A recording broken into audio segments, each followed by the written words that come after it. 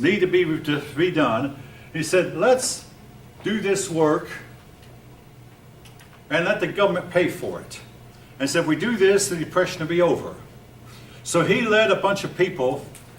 He started out in Ohio, and when I was growing up, lived for a while, for 6 years in Ohio.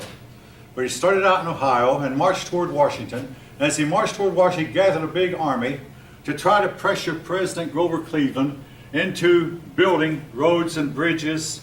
And oh yeah, how do you pay for this? Okay, don't raise taxes because we can't afford to pay the taxes we already have. So he said issue bonds.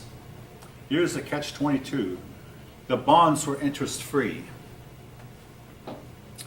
Basically, you'd buy a government bond if you could afford to, and the government would never pay you interest on this bond. The sad part about this is, by the time you cash it in, maybe many years later, I mean, supposing I had bought a $20 bond in 1960, and that bond would be worth $20 today. $20, I can't even buy a meal at a restaurant for that with my family. I can if I go by myself. Maybe me and my wife can, but if I take any one of my 3 children with me, forget the $20 meal. I think you spelled initiative wrong. What's that? I think you spelled initiative wrong. I-N-I. Take the A out, the first A. I-N-I-T. Thank you. Yeah. Thank you. I didn't feel right, but I didn't. You only say that first. I-N-I-T-I. Okay, thank you, thank you.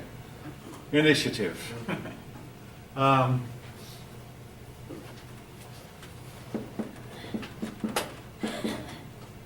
right. Anyway, Jacob, for instance, if I would have bought this $20 government bond back in 1960, today it would be worth $300 or $400, even with the low interest the government pays on it. So in other words, that's where he was wrong. But he said, let the government borrow money and spend money it doesn't have. All right. I'm going to have a lot more to say about this idea because during the Great Depression of the 30s, another man came forth who said the same thing, except he didn't lead an army to Washington, but he wrote a book about how the governments can spend their way out of the Depression by spending money they don't have. Here's the good news though. He said, go ahead and borrow the money. Let the government borrow the money, and then when good times come, the government can pay it back. Hey, how wonderful, except for one thing. Roosevelt borrowed the money, put people to work temporary work, and when the Depression is over, none of it's paid back. And we keep going deeper and deeper and deeper and deeper and deeper and deeper into debt. If Grover Cleveland would have followed Coxey's advice, I believe we would all be impoverished, totally impoverished now, and the government would be bankrupt. Which is where I believe we're heading, by the way. But Grover Cleveland, by not following it, he delayed it. Again, now after Grover Cleveland, some 40 years later, 35 to 40 years later, another president listened to this advice. John Maynard Keynes. Keynes was the man's name. He listened to Keynes' advice. And the result was we got started on a debt spiral that we have not been able to get out of. Well, Coxey marched on Washington. He was arrested. His people, his followers became disheartened and gave up and went back home. Coxey was looked on as being a failure, but his influence was to last to some extent to this day. Coxey was probably one of the first people to march on Washington for his own cause, but far from the last. Martin Luther King was to do it later in the mid-1960s, and other men have marched on Washington since to try to persuade the government to do things their way. And in almost every case it fails. Now, in 1896, Grover Cleveland, having served 8 years, non-consecutive 8 years, he served, then was defeated, then served again. But in 1896, Grover Cleveland decided not to run. The Democrats met in their convention. Now keep in mind, there was no air conditioning. They met in the summertime, and things were really, really hot. About the third or fourth day of the convention, a young man in his early 30s came up, named William Jennings Bryan.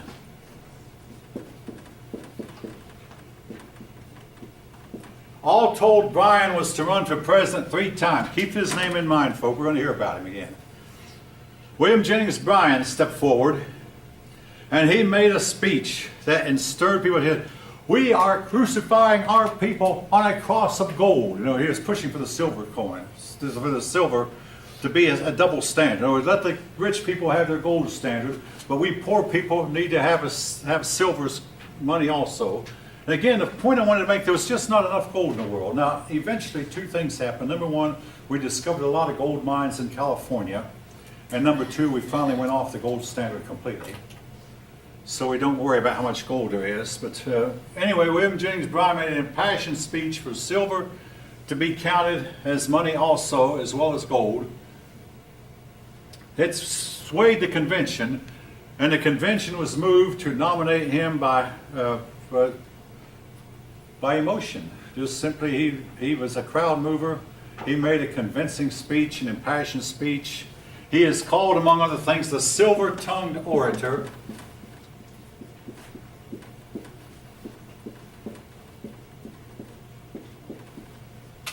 Silver-tongued, in other words, because he spoke so hard for making silver his money.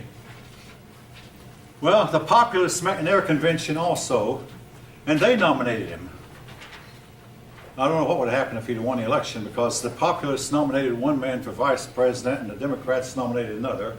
I guess the Democrats would have got their man because they outnumbered the populists. Anyway, the populists also nominated Bryan. So Bryan had his name now as head of 2 parties. And that was, by the way, the end of the populist party, because the populists and Democrats got together. Okay. In the meantime, the Republicans nominated William McKinley.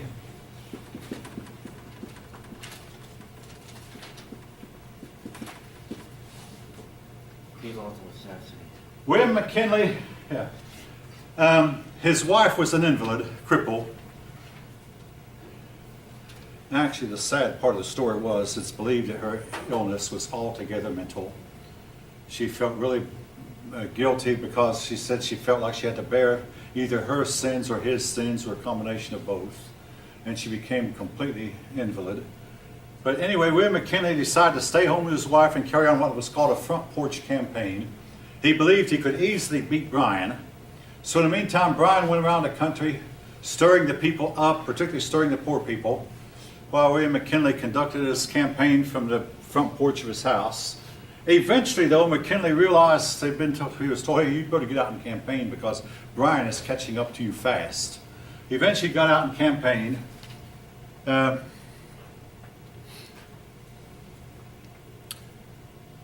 And it was one of the closest elections in history up to that time. When it was over with and the smoke had cleared, William McKinley had won. I have to say, folk, in some way, I guess I'm glad that he did, because I'm afraid if Bryan had won, the country would have become more socialist and ultimately would have become broke. And also, we now know you cannot have a 2-tiered standard for money. Money must be one and one and only one. In other words, if you go to some of the poorer countries in the world, you'll find that they trade in 2 types of currency, their own currency and American dollars. I went to Israel one time, and every store in Israel will take American dollars. Again, because their shekel goes down and down and down in value, the American dollar was more stable. And you go to Honduras, I did once, they take American dollars because their own currency, the lempira, is not as stable as the American dollar. At least it wasn't when I was there. All right. Anyway, but really the point I'm making, you cannot really have a double standard and have a major economy. All right. Now, the United States. I want to say this about McKinley. This is personal. I'm partial toward William McKinley. I'm not related to him, but one of my family of my first cousins is, on their mother's side, the side that I'm not related to, but on their mother's side, they are related to President William McKinley. The only president that I'm even coming close to being related to, but I'm not, like I say, one of my first cousins' family is. But anyway, William McKinley, he began to break George Washington's farewell address. He's sometimes called America's first modern president. When hurricanes hit part of the country, he'd get on a train and he'd go down and visit the stricken areas, something that every president from that day till this has done, something that had not been done before, but he'd visit the stricken. But his main difference was he got us involved in foreign affairs. About this time, a big rebellion occurred in Cuba. When, in the early 1800s, when Mexico and all of Latin America revolted against Spain, Cuba had not. Well, in the 1890s, Cuba revolted against Spain. The Spanish soldiers who were sent to Cuba to put down revolt treated the Cubans with utmost cruelty. So this led for a lot of persons calling for war. In addition, well, there was China at this point. American missionaries went to China to try to convert the Chinese. They were persecuted. A group of people got together who called themselves the Fist of Righteousness, otherwise called Boxers, began to urge the Chinese to drive all foreigners out. The Boxers were young Chinese, a new generation of Chinese who did not want to practice restraint, and they began to try to drive the foreigners out. So they eventually killed a few missionaries and got a bunch of others holed up. So Great Britain and the United States and other countries sent an army in to protect Americans living in China. And they humiliated the Chinese, to make a long story short, but they forced the Chinese to accept the presence of Christian missionaries, oftentimes against their will. Again, each of you can make up your mind for yourself whether or not this actually worked. Is that why now China doesn't like Christians now? The government to watch? Partly, in large part, yes. But also, it is known that from 100 AD, 100 years after Christ was born, the first Christian missionaries went to China, and the Chinese have never accepted a foreign religion. In other words, they liked Confucianism because it was made by Chinese, and Taoism, it was a Chinese religion. But they wouldn't accept Buddhism because it was foreign, and Christianity because it was foreign. But then in 1949, they accepted communism in spite of the fact that it was foreign also. So they wound up accepting a foreign idea, called a foreign worldview, call it what you will. I had a student tell me communism is not a religion. I beg to differ with that. But the way Marx taught it, it was because Marx taught that communism was inevitable. Like, there was no God, but inevitably communism would control the world. Well, that, to me, that makes it a religion, the belief in inevitability. All right, now,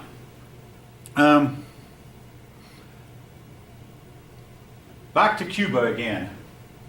The United States sent one of its biggest battleships to Cuba, called the Maine, and I'm going to named after the state. And you know it because of the ship, I wrote it in cursive, I hope. Anyway, the Maine sat in Havana Harbor and mysteriously exploded. Now, with all respects now to the people we sent, in those days we did not know about spontaneous combustion. What we today believe. All right, well, first of all, I'll tell you what they found out then. We sent a team of men to investigate, and they concluded that the Maine had been bombed. That big ship just would not blow up by itself. Well, today we differ with that. You put a whole lot of coal in a coal bin. I mean, tons of coal. And this coal will build up pressure and build up heat and will spontaneously combust all by itself. Today we know this. And a lot of farmers have found out the hard way. You put wet hay in a barn, and today's farmers are real careful. Yeah. If it's not rolled properly, you can catch fire in the field too. It will, yeah, it will, you can put it in a field, and it will catch fire all by itself without being set. You put wet hay in a barn, and when that hay gets under the weight, the sheer weight, will get the hay hotter and hotter and hotter, and of course some of it will eventually dry out, and it will spontaneously all by itself combust. Spontaneous combustion. It can happen. But anyway, it's believed now that the Maine blew itself up, but nevertheless the Spanish were blamed for blowing up the Maine. Now here's something, folk, your book doesn't mention, but I feel like I have to mention it. Something that really should have Americans let blow over. The Spanish ambassador in the United States, I mean, he was a close associate of the King of Spain. He had met the King of Spain. He wrote a letter in which he said that President William McKinley was a cheap politician. Now, folk, keep in mind, he was comparing our American president to a divine right monarch William McKinley was not allowed to rule and govern like a divine right monarch. I mean, you know, he'd have called any of our presidents cheap politicians. We should have just considered, as an old saying, consider the source. Consider the source, let it ride. Okay, he thinks our president is a cheap politician. Well, let him, because, I mean, hey, give me a choice between the King of Spain or William McKinley. Being an American, I'd take William McKinley. Because, I mean, William McKinley had to face the popular election. The King of Spain did not. William McKinley had to face re-election. The King of Spain did not. So William McKinley, I mean, you know, when a Spanish ambassador would look at him, would think he's a cheap politician. But anyway, we should have just let it ride. Well, what we did, it made a lot of Americans very angry. Again, for no reason. But nevertheless, the result was finally a war with Spain. William McKinley called for war. He's been accused, and perhaps justified, of being too eager for war. He called for war. The war was a short one. It was fought on two fronts: Manila Bay and the Philippines. And it was fought in Cuba. In the Philippines, now, most Americans at this time didn't even know where the Philippines were. Now, what I'm about to say is not as true as it was. But we Americans were trying to police the world when most of us knew very little about it. About this time, an educator named Dewey said geography should not be taught. And for many generations in America, geography was not taught. Now, there's been attempts now to kind of correct this. But anyway, William McKinley asked one of his aides, tell me, where on this globe is the Philippines? He didn't even know. But he ordered Dewey, you know, they did have telegraphs in those days. He sent a telegram to Dewey to fire. Dewey gave the famous order to his next of command under him: you may fire when ready. The United States defeated the Spanish in the Philippines. And then as for Cuba, the United States got together an army. A man named Theodore Roosevelt made himself famous by getting together a bunch of horsemen called the Rough Riders. The Rough Riders attacked Cuba, and they quickly drove the Spanish out. Now, I had a history teacher when I was in the 8th grade who was hard against the Spanish-American War. She said that the Battle of San Juan Hill, where the Rough Riders took a hill that was 40 degrees steep and galloped up the hill, she said that was nothing more than a bunch of grown men playing cowboys and Indians, except they were using real horses and real guns. I don't quite have that view about it, because after all, Spain was treating these people with utmost cruelty. Anyway, by the time Roosevelt and his men got up to the top of the hill, the Spanish were gone. They had killed a few Americans climbing the hill, but mostly they fled. Again, the United States was rich and its army is better equipped. The United States ambassadors and Spanish ambassadors sat down and negotiated a treaty. And in this treaty, the United States had to pay, well, they agreed to pay $20 million. And Spain gave up the Philippines, Cuba, Puerto Rico, Guam, and Wake Island, of a few other territories. Your book names them. And the short war was over. It's a war known as the Spanish-American War. This war did a lot now to prepare us for World War I that was to come later.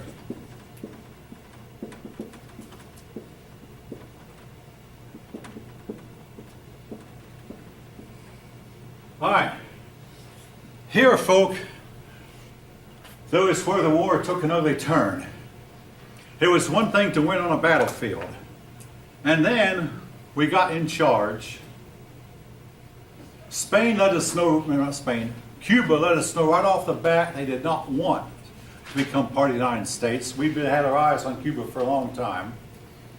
Cuba said, no, we don't. So we finally reluctantly gave Cuba their independence with a whole lot of stipulations. Stipulation number one is that we keep our base at Guantanamo Bay, which we're still there, by the way. We're still at Guantanamo Bay, and this makes news from time to time because we've converted part of it into a prison. But anyway, we have Guantanamo Bay still.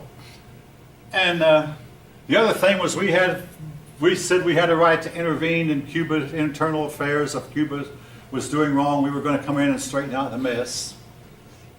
Where this was to lead to was a communist takeover of Cuba in 1959. And Cuba has been our enemy ever since, except for Barack Obama tried to make a peace with Cuba, and all of a sudden a bunch of our ambassadors in Havana began to lose their minds, due possibly to radiation. Any of you heard about this? Yeah, okay, at least one of you. But anyway, Cuba has been our enemy since, and our present president has once again broken off diplomatic relations like all our presidents have since Obama. As for Puerto Rico, they were willing to become part of the United States. When my brother taught school in Jamaica, he said Puerto Rico was the richest island there in the Caribbean, however you want to pronounce it. That was true until then Puerto Rico has recently fallen on hard times. A hurricane came through and they have not recovered yet. But Puerto Rico has become somewhat of a serious liability. There have been attempts to make Puerto Rico our 51st state. These attempts have not gotten off the ground. The Puerto Ricans have held quote-unquote elections where it seems like they vote overwhelmingly, but the elections are known to be fraudulent. They vote overwhelmingly to become a state, but the elections are known now to be fraudulent. So we don't know which side the Puerto Ricans are on, but the really blemish to America was the Philippines. The leader, yes. They're making, well, I don't know if they're Puerto Rican, Latino, but you go to Jamaica, they're buying up a lot of Jamaica. Like Puerto Rico, yeah, you go there now, I mean, I go on a regular, you can call and make reservations and you're gonna get someone that speaks Spanish on the phone. And if you ask them who owns this, they'll let you know proudly. It's owned by Mexicans. I was unaware of this. I mean, I've been to Jamaica Like this twice, place but called that was all Dolphin. years ago. It's this place called Dolphin Cove, and there's people come from all over the world to go to this place called Dolphin Cove in Jamaica, in Ocho Rios, and it's owned by Latinos. Not that I it's a was bad unaware thing, of it's that. just, Yeah. along with Chinese are buying up the island pieces. I knew about the Chinese now. Yeah, I knew about them. Jamaica. Beautiful All right. island. Anyway, the Philippines was the most disgraceful part of it, the deal for the Americans. The man who had led the revolt against Spain welcomed us as liberators, and then we let the Filipinos know that you people are not ready for democracy. We said the same thing to the Cubans, by the way. You're not ready for democracy. Let us take over and run your country. The Filipinos rebelled, so the United States sent an army.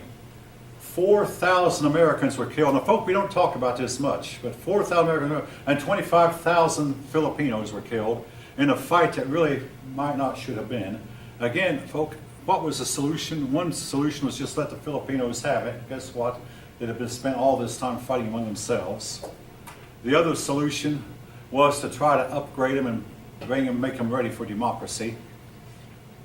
What we did, though, to the Philippines, we promised them, you'll receive independence once we think you're ready.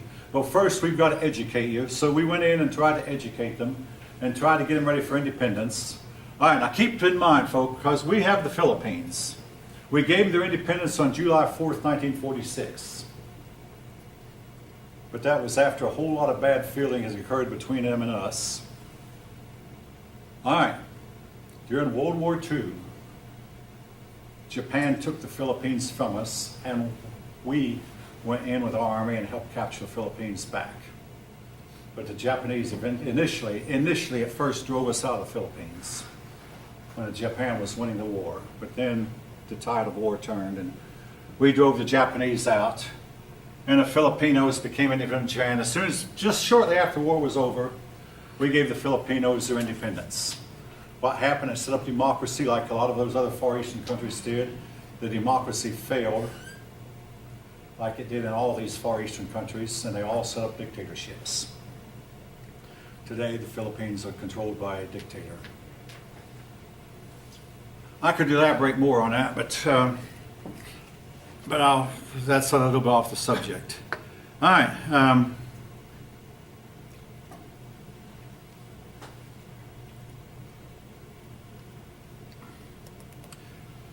Again, all right, I'll say this and we'll move on to the next chapter.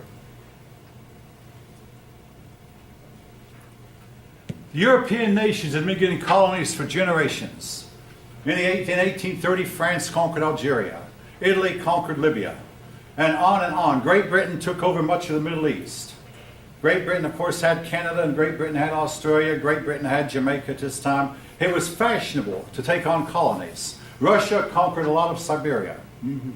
Everybody in Europe is grabbing up colonies. Then the United States did it in the late 1800s, and they all pointed their finger at America, you ugly imperialist. No, when we did it, it was all wrong, it was all evil. What you were doing, oh, but we've decided we're going to quit doing that. We decided it was wrong. You can't really upgrade these people. But you have not learned the lesson that we knew already, and you're trying to take over these poor people and trying to upgrade them, and guess what? You won't succeed. And during much of my lifetime, as long as the communists controlled the Soviet Union, they would accuse the United States with some justification of being imperialist. Now, no one was more imperialistic than they were. Nevertheless, they pointed a finger at us and accused us of being imperialist. And again, it was because of the actions that we did around this time in the country in 1898. Now, the United States acquired a few other possessions also. In the very middle of the Pacific, there is a group of islands called Hawaii. Initially, I mean, they're still spelled with two I's, but initially they spelled with Hawai'. We'd had our sights set on these islands for a long time. Why? Because the trip across the Pacific from California and Washington, Oregon, the trip across it was a long, long, long trip. We wanted a refueling station or a place where we could, load up on new supplies, new food and new water and new fuel. And we had our eyes on the Hawaiian Islands. And then about this time we went in and took the Hawaiian Islands. The Queen Liliuokalani, it's not spelled quite the way it's pronounced, L-I-L. I had a Hawaiian man pronounce it for me when I was in the Army. I asked him how it's pronounced. My professors didn't know either. He told me it was Liliuokalani. L-I. The L was spelled like a Y. Now, if any of you know differently, It was pronounced like a okay, the L is pronounced like a Y, but probably the L is pronounced like a Y. Yeah, thank you. Leo instead of Lilo. Liliuokalani. But anyway, she's famous for the song Farewell to Thee, Farewell to Thee. May heaven guard and keep our love so true until we meet again. Whatever, but anyway, she was the queen at the time, and we went in. Nobody was there to stop us, and we conquered the Hawaiian Islands. And then Panama, the story of Panama. The Isthmus of Panama was under the control of Colombia. And of course, you might know on your world maps, you have two huge continents and a narrow band here. And it was known, this is represents South America, that if we could build a canal right here, it would greatly reduce the time it took to get from the Atlantic to the Pacific, and it would benefit both the Europeans, because the Europeans could now trade with China without going around Africa, where the Suez Canal had been dug in 1869. But the problem was, this is a very, very mountainous region. But the United States wanted to build a canal, and only the United States had the money to do it. Colombia didn't. The United States offered to negotiate with Colombia and said, we'll pay you $10 million if you'll let us build a canal here. Colombia refused. So some American businessmen went to Panama and urged the Panamanians to revolt. The Panamanians revolted against Colombia, and with help from secret help from the United States, Panamanians won. Within 24 hours, Roosevelt recognized the Panamanian Revolution as the legitimate government of Panama and went in and began digging the canal right away. A lot of persons in the United States felt this was unfair, so years later, the nation of Colombia received $25 million from the United States called conscience money. Said, we did you wrong for taking your territory from you. But in the meantime, though, to get a canal over a mountain, you have to have locks. So essentially what they did, they would build a lock here, and where they'd get a ship inside lock, then raise the water level up to the next lock, and then raise that water level up to the next lock, and then on the way down do the same thing. So unlike the Suez Canal, which is just a wide, deep ditch where it goes straight across, the Panama Canal, you raise up, and then go down and go down. You have to raise the ships up and down to get across, but nevertheless, Panama Canal was dug, and it joined the Atlantic Ocean, the Pacific Ocean. All right. Roosevelt bragged, "I took Panama." A lot of Americans think that his dealing was not altogether justified. All right. Chapter 21, Progressivism.